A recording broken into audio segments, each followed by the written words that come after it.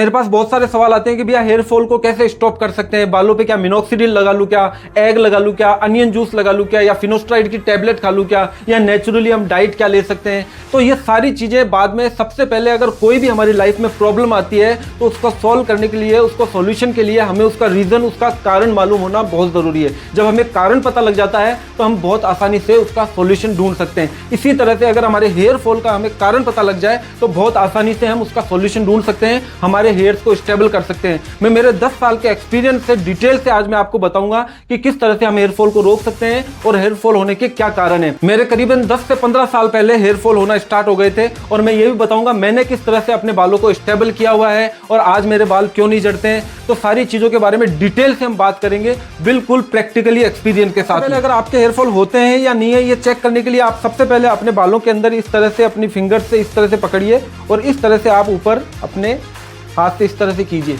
अगर आपके एक या दो बाल आते हैं या बिल्कुल भी बाल नहीं आते हो तो समझ लीजिए कि आपके हेयर फॉल नहीं हो रहे हैं, और अगर 5 से ज़्यादा बाल आते हैं तो समझ लीजिए आपके हेयर फॉल हो रहे हैं। दूसरी चीज़, 50 से 100 बाल बिल्कुल नॉर्मल है एक दिन के अंदर झड़ना, यानी कि 50 से 100 बाल अगर आपके दिन में झड़ते हैं तो ये बिल्कुल नॉर्मल है। अगर 100 से ज़्यादा बाल आपके झड़ रहे हैं, उड़ रहे हैं, तो समझ लीजिए कि आपके हेयर फॉल हो रहा है। हेयर फॉल होने का जो नंबर 1 रीज़न है वो है ब्लड सर्कुलेशन का ना होना। इसको आप थोड़ा सा अच्छे से डीपली अगर आप समझ लेंगे तो आपको समझ में आ जाएगा कि हमारे हेयर फॉल क्यों हो रहे हैं। देखिए, हम जो ग्रेविटी है, हमारे बाल जो है सबसे ऊपर है, हमारी बॉडी के पूरे हिस्से में बाल सबसे ऊपर है, और जो हमारे सर की जो स्किन है यानी स्कल्प है वो सबसे पतली स्किन है, वहाँ पे बिल्कुल भी मांस नहीं है, यानी कि मीट नहीं है वहाँ पे। तो पतली स्किन होने की वजह से ब्लड फ्लो बहुत ज़्यादा नहीं हो पाता। आपने देखा होगा हमारे बाल जो है सर के जल्दी उड़ते हैं, ज़्यादा उड़ते हैं, बाकी हमारी बॉडी के बाल बहुत कम उड़ते हैं। हमारी ओवरऑल मसल के अंदर हमारे जो बाल होते हैं वो बहुत कम उड़ते हैं, जबकि सर के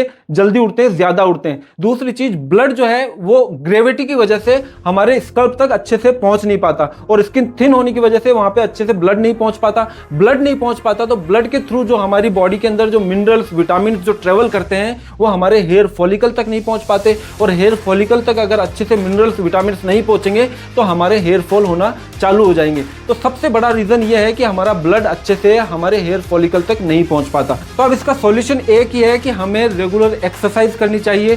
दूसरा उसका सॉल्यूशन है हमें योगा, हेड स्टैंड करना चाहिए। अगर हम प्रॉपर हेड स्टैंड करते हैं तो हमारा ब्लड जो है पूरी बॉडी का हमारी स्कल्प तक आता है और हमारे हेयर फॉलिकल तक अच्छे से मिनरल्स, विटामिन पहुंचते हैं, तो हमारे हेयर भी अच्छे हो जाते हैं, मजबूत हो जाते हैं। तो अगर आपके हेयर फॉल हो रहे हैं तो आप अपनी लाइफ स्टाइल में थोड़ी सी एक्सरसाइज, योगा, जिसके अंदर हेड स्टैंड, और आप सर्वांगासन भी कर सकते हो। हेड स्टैंड के लिए अगर आपको नहीं आता है तो पहले दीवार के सहारे से हेड स्टैंड करें। तो आप 10 से 15 मिनट अगर हेड स्टैंड करते हैं तो अच्छे से आपका ब्लड फ्लो आपके हेयर फॉलिकल तक जाएंगे और आपके हेयर मजबूत होंगे और बाल भी स्टेबल हो जाएंगे। और हेयर फॉल होने का दूसरा सबसे बड़ा कारण है स्ट्रेस। स्ट्रेस एक ऐसी चीज़ है, जब ये पीक पे होता है तो हमारी ओवरऑल बॉडी के जितने भी हार्मोन्स होते हैं वो सारे डाउन चले जाते हैं, यानी शिथिल स्थिति में जाने लगते हैं। जैसे कि हमारा जो नंबर 1 हार्मोन होता है टेस्टोस्टेरोन, वो भी स्ट्रेस लेवल अगर हाई होता है तो टेस्टोस्टेरोन भी डाउन चले जाता है, और टेस्टोस्टेरोन अगर डाउन जाता है तो ये समझ लीजिए कि आपकी ओवरऑल बॉडी के अंदर लेजीनेस, काम में मन नहीं लगना, आलस आना, इस तरह की एक्टिविटीज़ हमारी बॉडी में होने लगती है, दिमाग प्रॉपर तरीके से काम नहीं करता। तो ये सारी चीज़ें होती है तो भी हमारे हेयर फॉल होने लगते हैं।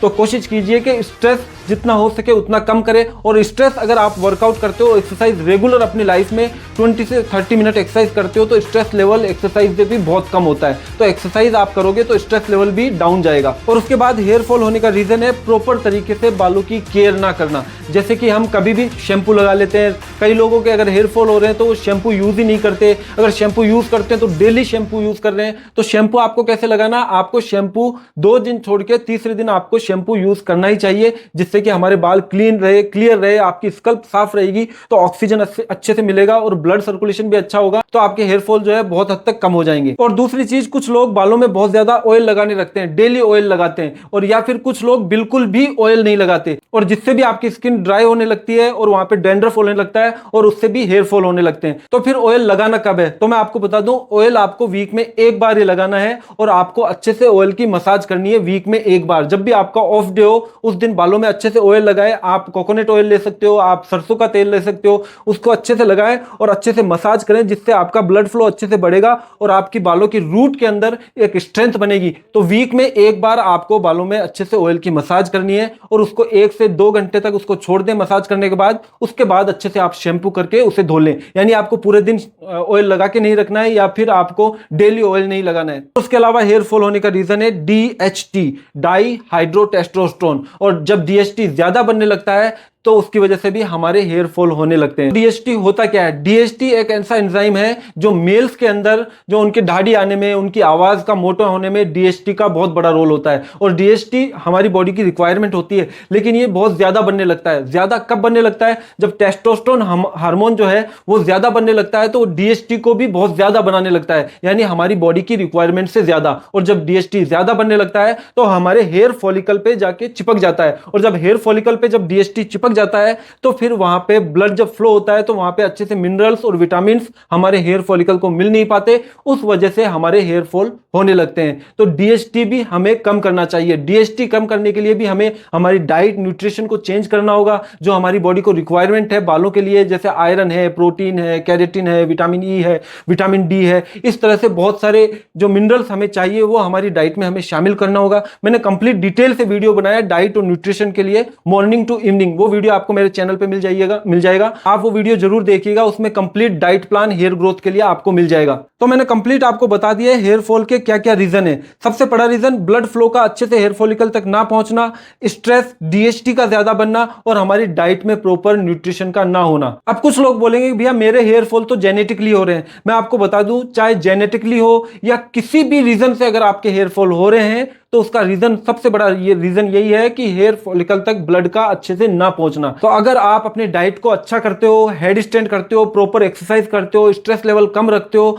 आपके हेयर फॉलिकल तक अच्छे से ब्लड पहुंच रहा है, तो आपके बाल स्टेबल हो जाएंगे, हेयर फॉल होना बंद हो जाएगा। और ये सब कुछ करने के बाद भी अगर आपके हेयर फॉल हो रहे हैं तो आप मिनॉक्सिडिल यूज कर सकते हैं, फिनोस्ट्राइड भी यूज कर सकते हैं। इनके बारे में मैंने कंप्लीट डिटेल से वीडियो बनाया हुआ है कि मिनॉक्सिडिल क्या होता है, फिनोस्ट्राइड क्या होता है, कैसे यूज करना चाहिए, मैं क्या यूज करता हूं। तो सारी डिटेल मैंने कंप्लीट डिटेल से वीडियो बनाए हुए, वो वीडियो आपको मेरे चैनल पे मिल जाएंगे, तो वहां जाके आप वो वीडियो देख सकते हो। तो आज के लिए इतना ही। अगर ये वीडियो आपको यूजफुल लगा हो तो वीडियो को लाइक जरूर करें, और चैनल के ऊपर नए तो चैनल को सब्सक्राइब करें। और आपके किसी भी तरह के कोई भी सवाल हो तो आप मुझे कमेंट करके पूछ सकते हो, मैं हर सवाल का जवाब देता हूं। तो फिर मिलते हैं नेक्स्ट वीडियो में। Thank you very much.